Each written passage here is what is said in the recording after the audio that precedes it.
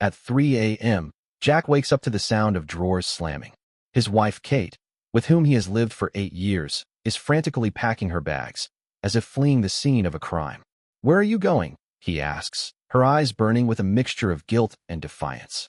This isn't just an escape, it's the beginning of a war. Can Jack regain control of his life when Kate throws him a challenge he didn't expect? The clock on the nightstand glowed 3 a.m. when a sharp slam jolted Jack awake. Drawers crashed shut in the dark, each thud like a gunshot in the quiet Miami suburb. He rolled over, heart pounding, and saw Kate, his wife of 8 years, shoving clothes into 2 suitcases with frantic precision. She moved like someone escaping a burning building, oblivious to his stirring. The bathroom lights sliced through the room, exposing her side of the medicine cabinet, empty. "Going somewhere." Jack's voice cut through the silence, low and steady. Kate froze, a fistful of shirts clutched tight. She turned, her eyes flashing with guilt and defiance. "I didn't want to wake you," she said, her tone flat, no hint of apology. "Little late for that." Jack sat up, arms crossed. "What's the plan? Midnight getaway?" Very cinematic. Her jaw tightened. "Don't start with the sarcasm, Jack. Start? You're the one packing like a fugitive." He swung his legs out of bed and stepped toward the window, peering out at the still street. "So enlighten me. What's got you running at this hour?" She yanked another drawer open, tossing jeans into the suitcase. "I need space. I can't breathe here. You're always hovering, questioning every move I make." "Hovering?" Jack let out a dry laugh. "Is that what we call it when I ask why you're out until 2 a.m.? Or why our savings account is bleeding out?" "You're controlling," she snapped, zipping the first suitcase shut with a violent tug. "You don't get what I need. You never have." "Then spell it out." He leaned against the window frame, voice calm but edged with steel. "What do you need that requires sneaking out like a thief?" Kate straightened, her posture rigid, as if bracing for a fight she'd rehearsed. "I need to find myself, without you making every decision for us." Jack's eyes narrowed. "Decisions like paying the mortgage? Buying groceries? Keeping the lights on? Yeah, I can see how that's suffocating." "It's not about money." Her voice cracked, but she grabbed her jewelry box, dumping its contents into a smaller bag. "It's about me. My life. I'm done explaining myself to you." The words landed like a slammed door. She expected him to argue, to beg. Instead, Jack crossed to the nightstand, opened the drawer, and pulled out the spare car key. He grabbed her main set from the hook by the door and held both out. "You're right. It's your life. Take them." Kate stared at the keys, suspicion flickering in her eyes. "What's the catch?" "No catch." His expression didn't waver. "You want to go? Go. But understand this. Walking out that door is a choice. And choices have consequences." She snatched the keys, her fingers trembling, but the defiance in her face faltered. "Fine," she muttered, grabbing the suitcases. "Fine," Jack echoed, sitting on the bed's edge. "Drive safe." Her eyes searched his, waiting for a crack, a plea, anything to reclaim control. He gave her nothing. "That's it," she said, voice rising. "That's all you've got. What else do you want? A farewell speech?" He shrugged. "You've made your choice clear." Kate stood frozen for a moment, suitcases at her feet, keys gripped tight. Then she turned, dragging the bags toward the door. The wheels scraped across the hardwood, fading as she moved through the house. The front door clicked shut. Her car engine roared to life, gravel crunching as she pulled away. Jack didn't move. The silence settled, heavy but oddly freeing. He didn't chase her, didn't call out. Instead, he walked to the kitchen, started the coffee maker, and watched the first hints of dawn creep through the window. By 5 a.m., his mind was already working. He dialed his bank. "I need to remove someone from my joint accounts," he told the representative. "My spouse has pursued other living arrangements." The process was quick. Kate hadn't contributed to the accounts in years, and as the primary holder, Jack had full control. Her debit card would be useless by noon. Next, he called his insurance agent, dropping her from health, auto, and life policies. The savings were immediate, a quiet victory. By 7 a.m., he was on the phone with his college friend, Luis, who managed properties downtown. "That one bedroom in the Riverside complex still open? The one with the view? You looking to invest?" Luis asked. "Something like that. How soon can someone move in?" Within an hour, Jack secured the lease. Furnished, utilities included, perfect for a fresh start. He paid the deposit, hung up, and drove to the hardware store. By 10 a.m., new deadbolts gleamed on every exterior door. Kate's old keys were now junk. At noon, His phone buzzed.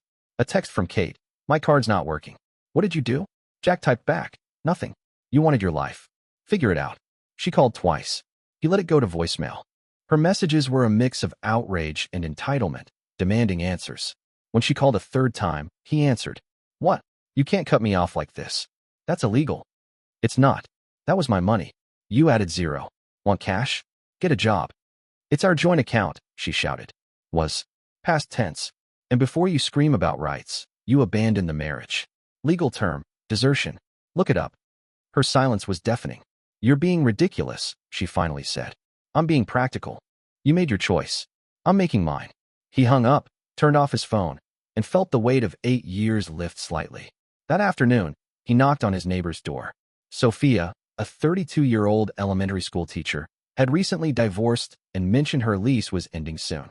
They'd chatted before, about her garden, his sprinkler issues, small things that built a quiet trust. This might sound odd, Jack said, standing on her porch, but my wife and I are done. The house is too big for me alone.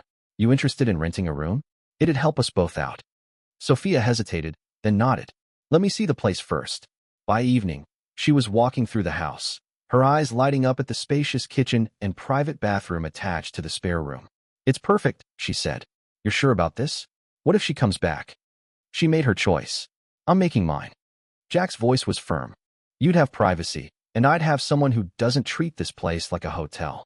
Sophia smiled. Deal. I'll move in Saturday. As she left, Jack felt something shift. The house, once a battleground, might become a home again. He turned on the porch light, locked the door, and prepared for whatever Kate would throw at him next. Jack woke to the smell of fresh coffee and sizzling bacon, a stark contrast to the tense silence of the past week. Sophia, his new housemate, was in the kitchen, flipping pancakes with practiced ease. Hope you're hungry, she said, sliding a plate across the counter.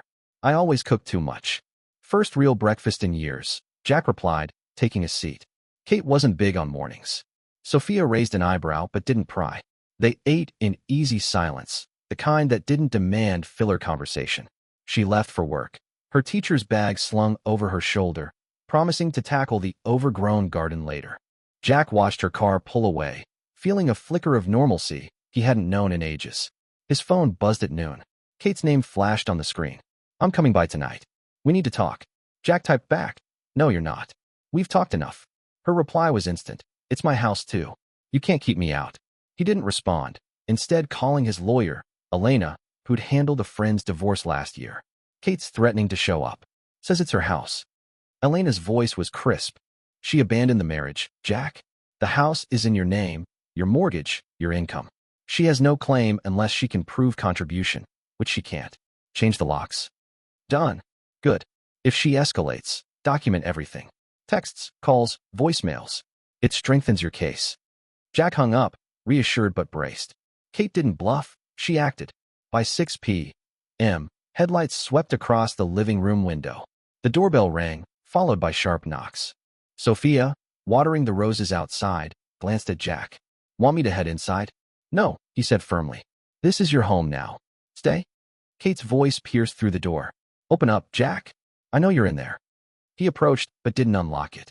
What do you want, Kate? To come in. This is ridiculous. You left. This isn't your home anymore. I live here, she shouted, rattling the doorknob. You lived here. Past tense. You packed bags and walked out. That's called abandonment. It was a mistake. I was upset. Mistakes don't take 2 suitcases and a speech about independence. Jack kept his tone even, but his grip on the doorframe tightened. Go back to wherever you've been staying. Through the window, he saw her pacing, phone in hand.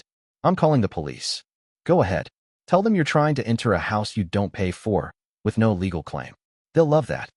Minutes later, her voice returned, quieter but seething. The cops said it's a civil matter. They won't help. Shocker, Jack said. Anything else? I want my stuff. My wedding dress, my jewelry, my furniture. You took what mattered when you left. The furniture's mine, bought with my money. The dress is in the garage. I'll leave it outside tomorrow. That's it. This isn't fair. Her voice cracked, but Jack heard the manipulation underneath. Fair was you talking to me before sneaking out at 3 a.m. Fair was you contributing to this household. You don't get to rewrite the rules now. She lingered on the porch, banging the door once more before storming to her car. Tires squealed as she sped off. Sophia, still by the roses, shook her head. She really thought you'd cave. She thought I'd beg her to stay, Jack said, stepping outside to join her. That's not happening. Sophia set the watering can down. You handled that like a pro. Most people would have cracked. 8 years of her games taught me a few things. He paused, watching the streetlights flicker on. Thanks for not bolting. She smiled. This place feels more like home than my old apartment ever did. I'm not going anywhere. The next morning, Jack left Kate's wedding dress in a box by the curb, as promised. By noon, it was gone, along with a text from Kate. You're a jerk for this. He didn't reply. Instead, he focused on work, finalizing a marketing campaign that had been stalled for weeks. The clarity in his head was new, unburdened by Kate's constant demands. That evening, Sophia brought takeout from a Cuban place downtown, and they ate on the patio, the air thick with Miami's humid warmth. You ever miss her? Sophia asked, popping a plantain chip into her mouth. Not her, Jack said. Maybe the idea of her, from early on. But that's long gone. Their conversation shifted to her students, his projects, the kind of talk that flowed without tension. It was interrupted by Jack's phone buzzing again. Kate, this time with a softer approach. Can we just talk? I miss our Sunday movie nights. Jack showed Sophia the message. She's switching tactics. Nostalgia now. Don't fall for it, Sophia warned, her voice gentle but firm. She's testing you. I know. He deleted the text and blocked the number temporarily. She's not getting back in. The next day, Kate's tactics shifted again. Jack was at his office when his assistant knocked. There's a woman here, says she's your wife. She's insisting on seeing you. Tell her I'm in meetings all day. If she won't leave, call security. Kate waited in the lobby for 40 minutes before giving up. Jack got the report from his assistant. She'd left quietly, but her car was spotted circling the parking lot later. He texted Elena the update, who advised keeping a log of every incident. That night, Sophia was in the garden, pruning the roses Kate had let die. Jack joined her, handing her a cold soda. You're making this place alive again, he said. It's easy when you're not fighting a war in your own house, she replied, wiping dirt from her hands. You okay with all this? Her showing up at your work? She's desperate, Jack said. She's losing control, and she hates it. But I'm not playing her game. Sophia nodded, her expression thoughtful. You're different from most guys I've met. You don't just react. You decide. Learn the hard way, he said. Reacting to her whims got me 8 years of chaos. Deciding feels better. Headlights flashed across the yard. Jack tensed, expecting Kate, but it was just a neighbor pulling in. Still, the moment reminded him, Kate wasn't done. She'd try something new, something bigger. He just had to be ready. Jack's phone buzzed at 8 a.m. As he sipped coffee on the patio. A new message from Kate. I talked to Mom. She says you're throwing away our marriage. Can we meet? He deleted it without responding, his focus on the day ahead. Sophia, already in the garden, was planting new marigolds, her hands deep in the soil. She's relentless, Jack said, showing her the text. Sophia wiped her brow, leaving a streak of dirt. She's trying to guilt you. Don't bite. I won't. He pocketed the phone and joined her, pulling weeds to clear space for the flowers. The work grounded him, each tug at the roots a small act of reclaiming his life. By noon, Kate escalated. Jack was at his desk, reviewing campaign metrics, when his assistant buzzed. Your wife's on the phone. Says it's urgent. Put her through. Jack braced himself. Kate's voice was sharp. I'm at the house. There's another car in the driveway. Who's there? None of your business, Jack said. You don't live here anymore. I'm coming to your office then. Don't. You'll be escorted out. He hung up, texted his lawyer, Elena, and warned security. Kate didn't show, but the threat lingered like a storm cloud. That evening, Sophia cooked arroz con pollo, the kitchen filling with the scent of saffron and garlic. They ate on the patio, the Miami sky streaked with pink. She's not giving up, Sophia said, setting her fork down. What's her next move? Something dramatic, Jack replied. She thrives on chaos. His prediction hit at 9 p.m. Headlights flooded the front yard, followed by pounding on the door. Jack peered through the window. Kate stood on the porch with her sister, Maria, and their mother, Rosa. A full ambush. Sophia tensed. Want me to stay out of sight? No, Jack said. You're part of this house. They don't get to dictate terms. He opened the door, but blocked the entry. What's this about? Rosa stepped forward, her voice firm. You're breaking my daughter's heart. Let us in to talk. No one's coming in, Jack said. Kate made her choice. She left. Maria pushed forward. You're being cruel. She made one mistake. 1. Jack's voice stayed level. She packed suitcases, demanded keys, and walked out at 3 a.m. That's not a mistake. That's a plan. Kate shoved past her mother. You're acting like I'm the bad guy. I needed space. You got it, Jack said. And I moved on. You don't get to waltz back now. Rose's tone softened. Jack, you two can fix this. 8 years isn't nothing. 8 years was everything, he said. Until she decided it wasn't worth a conversation. I'm done fixing her messes. Maria pointed past him, spotting Sophia in the kitchen. Who's that? You're cheating already? Sophia stepped forward, calm but firm. I'm the tenant. This is my home now. Jack offered me a room after Kate abandoned it. Kate's eyes blazed. You replaced me in a week? I didn't replace you, Jack said. I upgraded my life. You left a vacancy. Someone better filled it. Rosa gasped. Maria grabbed Kate's arm, but Kate shook her off. This is my house. It's mine, Jack corrected. My name, my mortgage, my payments. You contributed nothing. Legally, you're a guest who overstayed her welcome. Kate's voice dropped to a hiss. You'll regret this. I regret wasting 8 years on someone who thought love was a power game. Jack shut the door, locking it with a deliberate click. Sophia exhaled. That was intense. You okay? Better than okay, Jack said. They expected me to cave. Not happening. The next morning, Jack woke to an email from his lawyer. Kate had contacted an attorney, claiming spousal rights to the house. Elena's response was clear. Her abandonment weakens her case. No financial contribution, no claim. Keep documenting her actions. Jack forwarded Kate's latest texts, including one from 2 a.m. You can't just erase me. He didn't reply. Instead, he drove to the Riverside complex to sign the lease for the one-bedroom apartment, a backup plan if Kate's legal threats escalated. The view of the Miami River was a bonus, but the real appeal was freedom, a place Kate couldn't touch. Back home, Sophia was organizing the garage, sorting through boxes Kate had left behind. Found some of her stuff, she called, holding up a photo album. Want to keep it? Box it up, Jack said. She can pick it up curbside if she wants it. That afternoon, Kate tried a new angle. A voicemail. Jack, I saw Mom again. She's devastated. Can we just meet for coffee? No fighting, I promise. Her tone was soft, calculated to tug at his guilt. He deleted it and blocked her number again. Sophia noticed his tense expression at dinner. She's still at it. Trying the family card now, Jack said, spearing a piece of grilled fish. Thinks I'll crack if she mentions her mom. You won't, Sophia said, her voice certain. You're too steady for that. Steady's new, he admitted. Kate trained me to expect chaos. Now I'm learning I don't have to live in it. The next day, Kate's sister, Maria, called from a new number. Jack, you're destroying her. She's crashing at my place, crying every night. Just talk to her. She had 8 years to talk, Jack said. She chose to leave instead. Help her move on, Maria. I have. He hung up, but the call left a sour taste. Kate was rallying allies, painting herself as the victim. Jack texted Elena, updating her on the family's involvement. They're circling, he wrote. What's my next move? Elena replied, stay calm, keep records, don't engage. If she pushes legally, we counter with abandonment and non-contribution. You're solid. That night, Jack and Sophia sat on the patio, the air heavy with the scent of jasmine. She handed him a beer. You think she'll try something bigger? Guaranteed, Jack said. She's running out of moves, so she'll go for something desperate. As if on cue, his phone lit up with an unknown number. A text. I'm not giving up. You'll see me soon. Jack showed Sophia, who shook her head. She's not done fighting. Let her, Jack said, setting the phone down. She's fighting a battle she already lost. Jack woke to a notification from his security app, motion detected at the front door at 4 a.m. He checked the footage. Kate, alone, had tried the lock, then left something on the porch before driving off. He stepped outside and found a letter taped to the door. Her handwriting scrawled, I'm sorry. Let's fix this. I'll do better.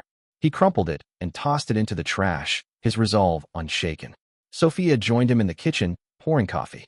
What's that about? She asked, nodding at the trash can. Kate's latest move, Jack said. Apology letter. Thinks it'll change my mind. Will it? Sophia's tone was curious, not accusing. Not a chance. He slid his phone across the counter, showing her the security alert. She's sneaking around now? Desperate. Sophia frowned. That's creepy. You telling your lawyer? Already did. Jack had texted Elena the footage before breakfast. Her reply was immediate. File it. If she trespasses again, we can push for a restraining order. At work, Jack focused on a new client pitch, but his phone kept buzzing. Unknown numbers, likely Kate using burner apps. He ignored them, forwarding each to Elena. By noon, a voicemail arrived. "Jack, I know I messed up. I'm staying at Maria's, but it's not home. Can we meet? Just one conversation." Her voice trembled, a practiced plea. He deleted it and powered through his day. That evening, Sophia was in the backyard, stringing fairy lights along the fence. "Thought it'd brighten the place up," she said as Jack handed her a screwdriver. "You good?" "Better than good," he said. "This house feels alive again. Thanks to you." She grinned, securing a light. "Takes two to make a home. You're not bad at it either." Their work was interrupted by a car pulling into the driveway. Kate, alone this time, stepped out, clutching a folder. Jack met her at the edge of the porch, arms crossed. "What now?" "I brought papers," she said, holding up the folder. "Divorce terms. I'll sign if you give me half the house." Jack laughed, sharp and cold. "Half? You didn't pay a dime for it. You abandoned it. Try again." Her eyes narrowed. "My lawyer says I'm entitled. We're still married." "Your lawyer's dreaming," Jack said. "My name's on the deed, the mortgage, everything. You want to fight? Take it to court. You'll lose." Kate's voice dropped, almost a whisper. "I don't want to fight. I want us back." "There is no us," Jack said. "You ended that when you walked out. Go back to Maria's." She lingered, folder trembling in her hands, then turned and left without another word. Jack watched her car disappear, his jaw tight. Sophia stepped beside him. "She's not giving up. She's out of moves," Jack said. "But she'll try something else. Always does." The next morning, Jack met Elena at her office. She spread documents across her desk. Kate's lawyer sent a demand letter. Claims she's entitled to spousal support and a share of the house. "Based on what?" Jack asked. "Nothing solid. Her abandonment and lack of financial contribution kill her case. I'll draft a response citing desertion and your sole ownership. If she pushes, we'll bury her in court." Jack nodded. "Do it. I want this over." Back home, Sophia had transformed the dining room into a workspace, grading papers with a cup of tea. "Any updates?" she asked. "Kate's trying for money in the house," Jack said, grabbing a beer from the fridge. "My lawyer's handling it. She's got no ground to stand on." Sophia set her pen down. "You think she'll back off?" "Not yet," Jack said. "She's too stubborn. But she's running out of leverage." That night, Kate's next move hit. Jack's phone lit up with a text from an unknown number. "Check your email." He opened his inbox to find a message from Kate, forwarded to his entire office contact list. It accused him of infidelity, cruelty, and locking her out of her home. Attached was a photo of Sophia's car in the driveway, captioned, "His new girlfriend moved in days after I left." Jack's blood ran hot. He forwarded the email to Elena with a note. "She's slandering me now." Then he called his boss, explaining the situation before rumors could spread. "Kate's lashing out," he said. "Sophia's a tenant, not a girlfriend. I'm handling it legally." His boss was understanding. "Document it. We've got your back." Sophia, seeing his tension, offered a small smile. "She's trying to hit you where it hurts." "She missed," Jack said. "My job's secure. My life's better. She's just embarrassing herself." The next day, Elena called. "Kate's lawyer backed off the house claim after I sent our response. But her email stunt could open her to a defamation suit. Want to pursue it?"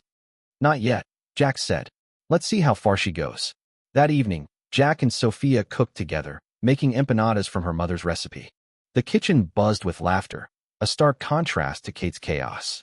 But at 10 p.m., headlights swept the yard again. Jack checked the security feed. Kate, circling the house, peering through windows. He called the non-emergency police line, reporting a trespasser. A patrol car arrived within minutes, and Kate fled before they could confront her. Sophia watched the feed with him. "She's unraveling." "Good," Jack said. "Maybe she'll finally face reality." The next morning, a courier delivered a letter from Kate's lawyer, withdrawing all claims. Kate had overplayed her hand, and her attorney knew it. Jack texted Elena. "Victory?" "Close," she replied. "Stay vigilant. She might try one last stunt." That night, as Jack and Sophia sat on the patio, the air warm with Miami's late summer breeze, his phone stayed silent. For the first time in weeks, Kate didn't reach out. Jack leaned back, exhaling. "Think she's done?" Sophia shook her head. "People like her don't quit. They regroup." Jack nodded, knowing she was right. Kate's silence wasn't surrender, it was a pause. Whatever came next, he'd be ready, his life no longer hers to disrupt. Jack woke to an eerie calm, the first morning in weeks without a message from Kate. He checked his phone, Then the security footage. Nothing. Sophia was already in the kitchen, blending a smoothie before heading to her school. Quiet night, she said, pouring him a glass. Too quiet? Probably, Jack replied, sipping the drink. She's planning something. I can feel it. He spent the day at work, finalizing a major campaign. His focus was sharp, unclouded by Kate's chaos. But at 3 p.m., his lawyer, Elena, called. Kate's attorney reached out. She wants to meet, neutral ground, to settle things. Claims she's ready to move on. Where? Jack asked. Coffee shop downtown, tomorrow at noon. I'll go with you if you want. Do it, Jack said. I'm done with her games, but I'll hear her out. That evening, he and Sophia repainted the living room, covering the drab beige Kate had insisted on with a crisp white. Paint rollers in hand, they worked in sync, music playing low. You nervous about tomorrow? Sophia asked, brushing paint from her fingers. Not nervous, Jack said. Ready. Whatever she throws, I'm done bending. The next day, Jack and Elena arrived at the coffee shop, a bustling spot near Miami's waterfront. Kate sat alone at a corner table, no family backup this time. Her posture was stiff, her hands wrapped around a cup. Jack sat across from her, Elena at his side, her briefcase open. Let's make this quick, Jack said. What do you want? Kate's voice was low, almost rehearsed. I'm dropping the legal threats. I know I don't have a case, but I need closure, and some things from the house. You took what you wanted, Jack said. The rest is mine, bought with my money. She leaned forward. I'm not talking furniture. I mean sentimental stuff, photos, my old journals. Things that don't matter to you. Jack exchanged a glance with Elena, who nodded slightly. List the items, Elena said. We'll arrange a supervised pickup. No games. Kate slid a piece of paper across the table. Jack scanned it. A short list, nothing unreasonable. Fine, he said. One-time deal. You get these, and we're done. Her eyes met his, searching for a crack. You really hate me, don't you? I don't hate you, Jack said. I just don't need you in my life anymore. You made that choice when you left. She flinched but nodded. Okay, I'll sign whatever you want. Divorce papers, anything. Elena pulled out a draft agreement, outlining a clean split. No alimony, no property claims. Kate signed without argument, her hand steady but her jaw tight. Jack felt no triumph, only relief. The meeting ended in 10 minutes. Kate left first, her steps quick, no backward glance. Back home, Jack handed Sophia the list. She's coming for these tomorrow. I'll have a friend there to supervise. You okay with that? Sophia nodded, setting the list aside. You're free now? Feels good, right? Feels right, Jack corrected. Like I'm finally living my life, not hers. The next morning, Jack's friend Louise, the property manager, stood by as Kate arrived. She collected a small box of journals and photos from the porch, her movements quick, eyes down. Louise reported later. She didn't say a word, just took the stuff and left. Jack spent the day finalizing the divorce papers with Elena, who filed them that afternoon. It's over, she said. Clean break. She's got no leverage now. That evening, Sophia grilled shrimp on the patio, the air warm with the scent of lime and cilantro. Jack joined her, cracking open a beer. It's done, he said. Papers filed. She's gone. Sophia raised her glass. To new beginnings. To better ones, Jack said, clinking his bottle against her glass. The next day, a text came from Maria, Kate's sister. She's moving to Tampa. Starting over. She's sorry for what it's worth. Jack didn't reply. Kate's apologies were her burden now, not his. Over the weekend, Jack and Sophia tackled the garage, organizing tools and donating old junk Kate had left behind. Each item cleared felt like shedding weight. On Sunday, they sat on the porch, watching kids bike down the street. Sophia turned to him. You ever think about what's next? Every day, Jack said. Work's good. House feels like a home again. Maybe I'll take up gardening with you. She laughed. Careful. It's addictive. Monday brought a surprise, an email from Jack's boss, offering a promotion to lead a new regional campaign. The raise was substantial, enough to secure the Riverside apartment as a long-term option if needed. He accepted, feeling a surge of purpose. That night, as they ate leftovers on the patio, Sophia asked, You think she'll try to come back? Jack shook his head. She's out of moves. And I'm out of patience. This is my life now. Our life, in this house. Sophia smiled, her eyes steady. I like the sound of that. The next morning, Jack found a voicemail from Kate, left from a new number. I'm in Tampa. I get it now. I lost something good. Be happy, Jack. He deleted it, not out of spite, but because it no longer mattered. Weeks passed without contact. Jack's days settled into a rhythm. Work, gardening with Sophia, evenings filled with easy conversation. The house, once a battleground, was now a sanctuary. Sophia's presence, her laughter, her care for the space, made it more than walls and a roof. It was a home, built on mutual respect, not demands. One evening, as they watched the sunset, Jack's phone stayed silent. No texts, no calls, no shadows from the past. He looked at Sophia, her hands stained with soil from planting herbs. "You know," he said, "I forgot what it felt like to just be. No chaos, no ultimatums." She leaned back, her voice soft. "You deserve that. We both do." Jack nodded, the weight of 8 years gone, replaced by something new, peace. Kate's choices had consequences, and for the first time, they weren't his to carry. His life was his own, shared with someone who chose to stay, not manipulate or flee. If you enjoyed this story, subscribe to our channel. Your support helps us create more. Check out 2 recommended videos below, and we'll see you in the next tale.